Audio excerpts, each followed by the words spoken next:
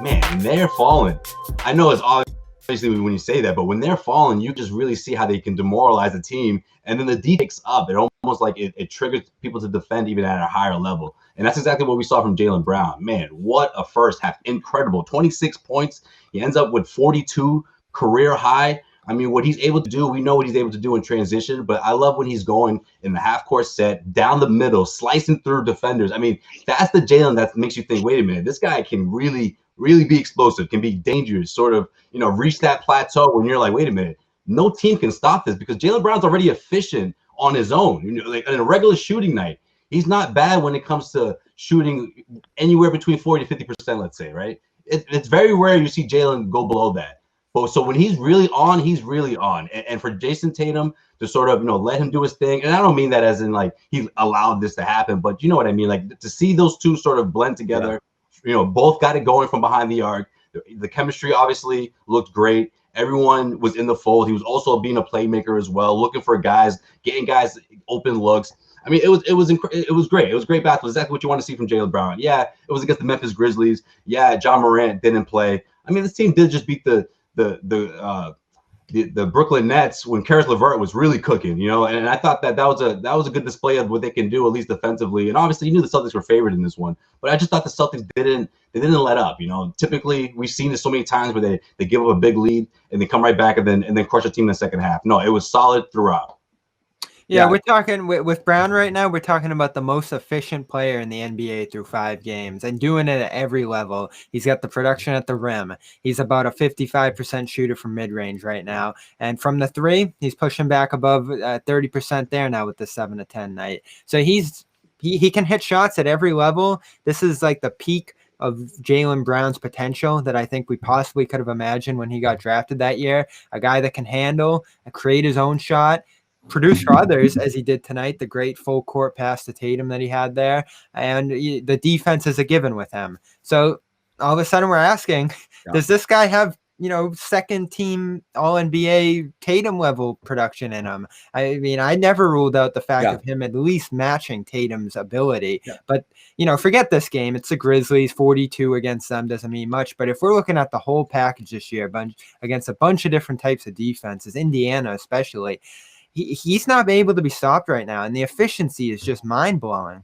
Yeah, that's the thing. When we were talking a little last game, and hi, Jimmy. Right, yeah, what's up, Jimmy? But yeah, but Bobby, people sleep on it, though. We were talking a little bit last game about Jaylen, and I think people in the comments took it as if we were being negative, and we weren't.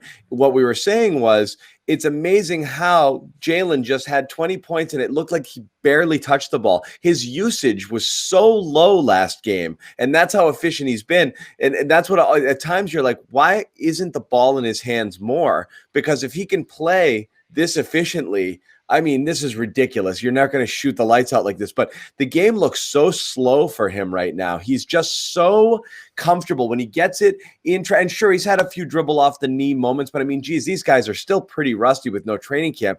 He's able to get into traffic and into places and get wherever he wants on the court, just really smooth and slow. The up fakes, getting the shot off when he does drive and not just going up wild and trying to just yoke it on everybody. He he used to do that a lot. Yeah. Right. A lot. And now you see how many times has he gone into somebody's body, gotten them back, get them to go up a little, and he just waits on it, and the patience, and he lays it up and in.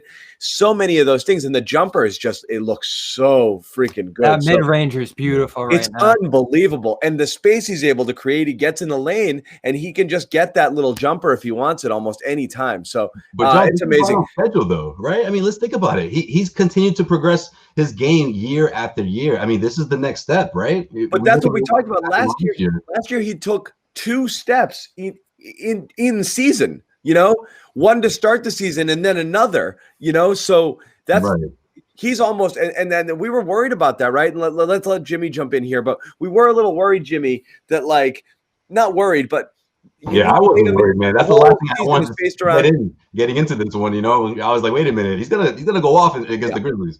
But the whole season, the offseason we're talking about, you need Tatum and Jaylen to take a big leap with Hayward gone and Kemba slow in order for this team to get to another level. And we were worried that, how much of a leap can they take? They've only had a month off. They're going to be the same guys we saw. And again, I don't know what you see after 5 games here, Jimmy, but it looks like Jaylen has again taken another leap. Yeah, so I gotta apologize for being a couple minutes late. The reason I had to actually apology, shower, Cam. I had to hop in the shower after that game because Jaylen Brown had me sweating. He had me sweating. The shots he was hitting, the drives, the threes. I mean, I was drenched, so I had to shower off real quick before I got on set here. But listen, I mean, and I hinted at this last night. I threw it in there towards the end of the show after another what I thought was a solid Jaylen Brown performance. I was like, and I don't want to pit these two guys against each other because that's not what it's all about. Like John said, you need them both. You need them both to be even better than they are now because of what we're seeing from the other 12 guys. You just sort of mentioned this, though. Yeah, you did. But I casually said, who would you rather go to war with? Who would you rather go to war with right now? Jaylen Brown or Jayson Tatum?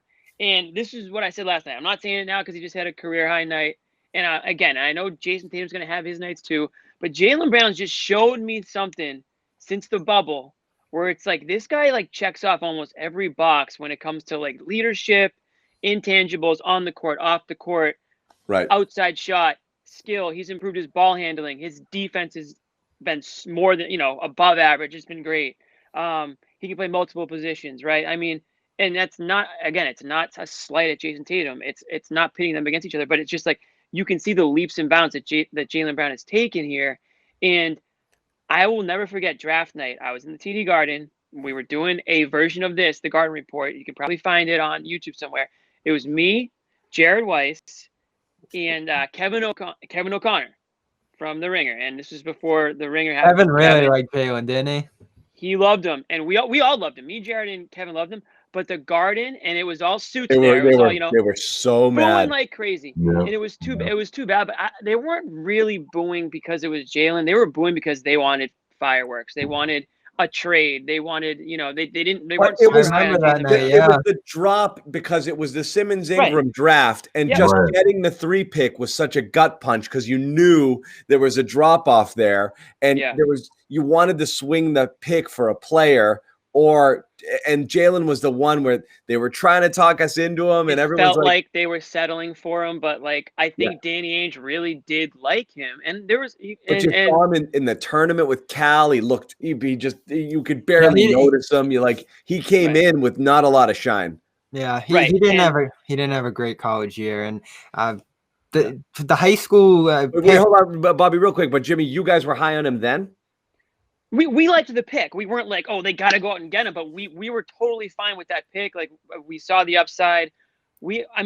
People were using the fact that he wasn't just like only about basketball. Like the story on Jaylen Brown coming in the NBA was that it's no surprises like how this type of guy he is, how he's interested in politics, social justice, things off the basketball court. Like that was almost used as like a knock against him. Like, oh well, this guy. He might not even really like basketball. When did you care about basketball enough? Yeah, exactly. We were like, dude. It's like the Josh Rosen thing.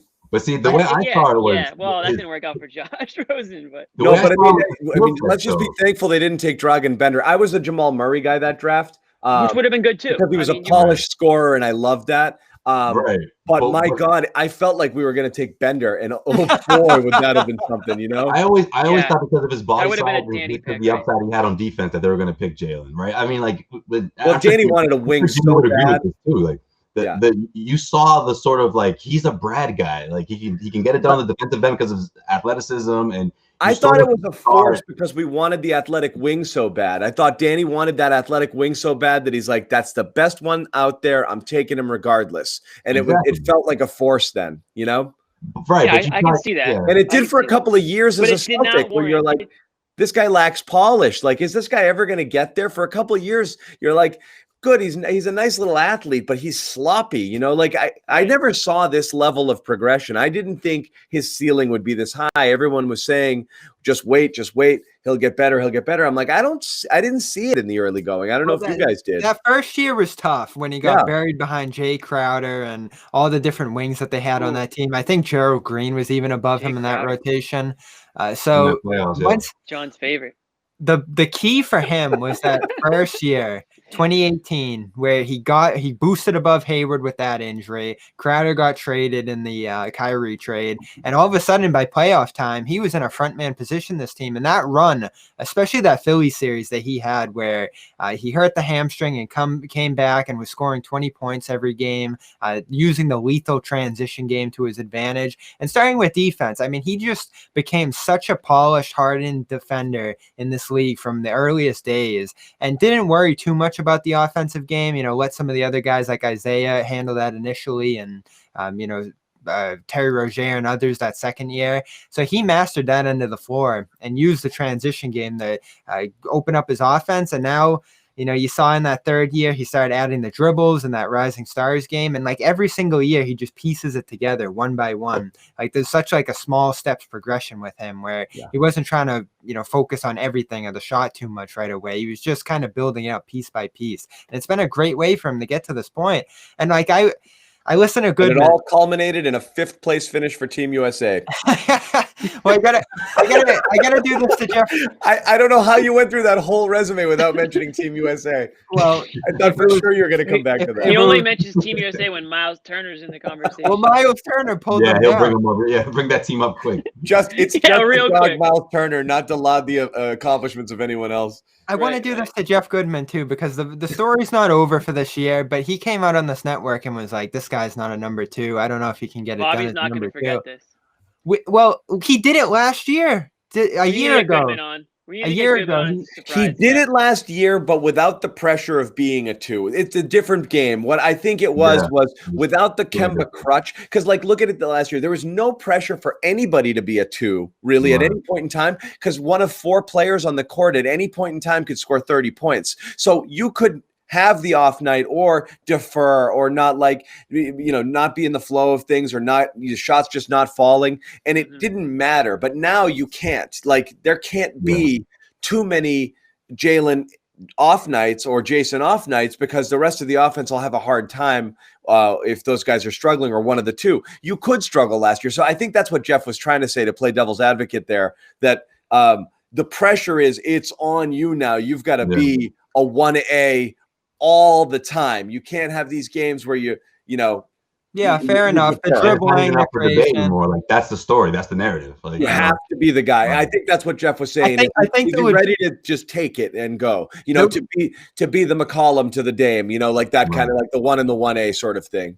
Yeah, and he's fortunate. He's fortunate that he's not in that Tatum position where he has to facilitate all game long. Like, we're gonna do the Tatum Brown thing all year long, but you do have to give Tatum the credit for jumping on the ball as much as he does, creating for the offense as consistently as he has to do. And we've seen him go through his ups and downs earlier this year in that role. It allows Brown to kind of, go one-on-one on the sidelines and get some of those isolation tries that he does. So you put it all in context here, but I want to give credit to Marcus Smart. Because what did we say all postseason? Is Brown ever going to be able to get past Smart shooting? Like, is he ever going to have the ball in his hands enough to reach this level? I think you got to credit Smart and the seat back that he's taken early this year to allow Brown to get to that position. Like Smart, minus a couple of threes tonight through 5 games, has not been his usual assertive, aggressive self. He's focused more on setting the Jays up. And now they're the indisputable 1s and 2s on this team. And it happened so much faster than I think we could have expected. Yeah. And he's letting his Smart's letting his offense come into the flow. He had the couple of back-to-back threes there and then the heat check, but he did chuck 9 threes tonight. It was kind of a loose game, but you're right. We were worried that that was going to be an every night occurrence. Today, he was a little bit shooty. But that's fine. 4 for 9, though. I don't think all 9 he's fine. He was effective. He's efficient. I don't know if all 9 were chucked. I don't know, John. Yeah, he was catching and shooting in the corners. It was all within the flow. In the flow. I like when he does that. I like the way Marcus played tonight. As far as the Jaylen thing, again, just to put a bow on it, phenomenal game. It is great when you have the Tatum Brown debate and it's just which one of these guys is the awesomest player, instead of worrying that one's not carrying the water or not living up to number 2 hype, or Tatum not living up to number 1 hype. He didn't have a monster stat line. I loved Tatum tonight. Everything was in flow. It was such an easy 21 minutes. He got buckets when he needed them, when he wanted them. He facilitated. He was to plus 29 in like 21 minutes. Everything was, we were talking about it on our text chain before. I love these last two games that he's not just holding the ball, dribble, setting up for that kind of pull up. He is getting it and being decisive as soon as he gets the ball in his hands. I'm going to go, I'm going to shoot, I'm going to pass, I'm going to do something, but he's not fiddling with it as much. And I thought tonight he was awesome. Again, clearly outshined by Brown, but a really efficient game coming off of last game where he clearly changed. We talked about, did he change his approach? He came out in the post game and he said, I changed my approach. And he took a lot of that to heart. I'm settling for shots. I'm taking the easy way out. And the last two games, I thought he's been awesome.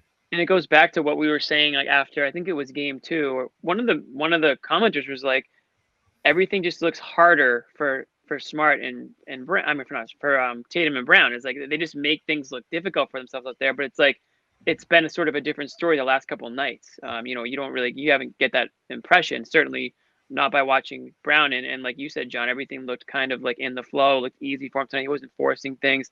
When you can have like a quiet night and still have that type of production, that's when you know that like you're really starting to get a good feel for the game and you're comfortable out there.